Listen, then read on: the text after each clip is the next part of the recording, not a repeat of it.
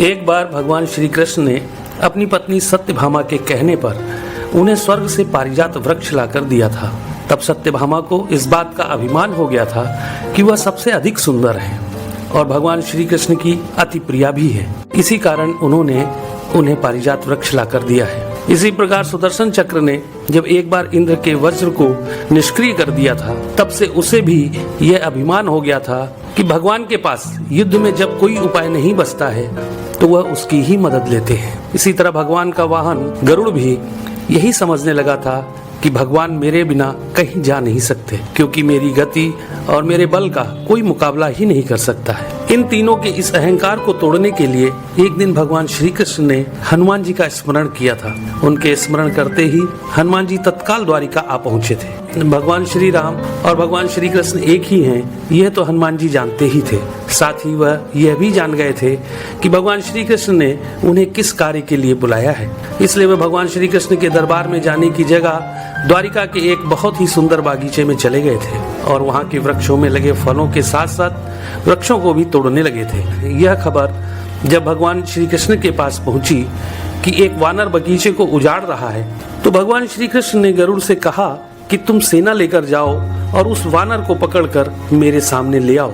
तब बल के अभिमान में भरे गरुड़ ने यह कहा था कि प्रभु, एक मामूली वानर को पकड़ने के लिए सेना की क्या जरूरत है, मैं अकेला ही उसे पकड़ लाता हूँ। ऐसा कहकर गरुड़ उड़ते हुए उस बागीचे में पहुंचे जहां हनुमान जी वृक्षों को उखाड़ रहे थे। तो गरुड़ ने उन्हें बिना जाने ही उनको पकड़ने का प्रयास किया था। तब हनुमान जी ने गरुड़ को अपनी पूंछ में दबाकर जोर से कस दिया, जिससे गरुड़ की सांस रुक गई थी। गरुड़ को इस प्रकार कुछ समय तक पीड़ित करने के बाद हनुमान जी ने अपनी पूंछ से ही गरुड़ को दूर समुद्र में फेंक दिया था। तब गरुड़ बड़ी मुश्किल से खुद को संभालकर भगवान श्री कृष्ण के दरबार में वापस आकर यह बोले थे कि प्रभु, वह कोई साधारण वानर नहीं है, इसलिए मैं उसे पकड़कर नहीं ला सका। यह सुनकर भगवान श्री कृष्ण ने कहा कि वह अवश्य ही श्री राम जी के भक्त हनुमान होंगे।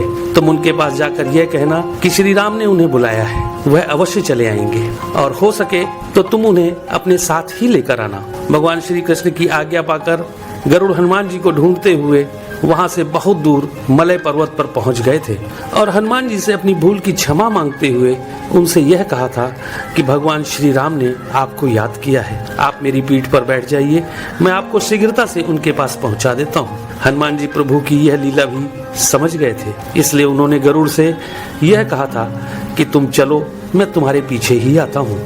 इधर द्वारिका में भगवान श्री कृष्ण ने राम का रूप धारण किया और सत्यभामा के साथ सिंहासन पर बैठ गए थे और सुदर्शन चक्र को यह आदेश दिया कि तुम द्वार पर रहो, बिना मेरी आज्ञा के कोई भी अंदर न आने पाए। तभी हनुमान जी द्वार पर पहुंच गए थे तो सुदर्शन ने उन्हें रोकते हुए यह कहा था कि तुम बिना आज्ञा के अंदर नहीं जा सकते हो।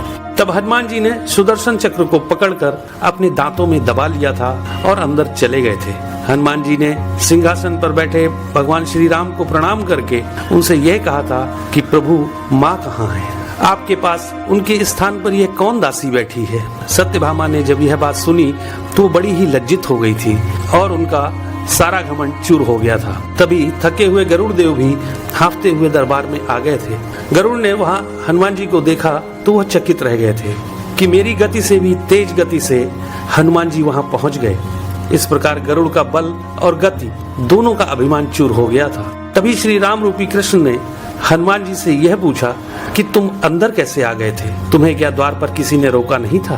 तो हनुमान जी ने कहा, सुदर्शन चक्र ने मुझे रोका तो था, परंतु मैं आपके दर्शन में विलंब कैसे कर सकता था, इसलिए मैंने उस सुदर्शन चक्र को अपने दांतों में दबा लिया था। यह कहकर हनुमान जी ने अपने मुंह से दबे हुए सुदर्शन चक्र को निकालकर प्रभु के चरणों में डाल दिया था। इस प्रकार सुदर्शन चक्र का भी सारा घमंड समाप्त हो गया था।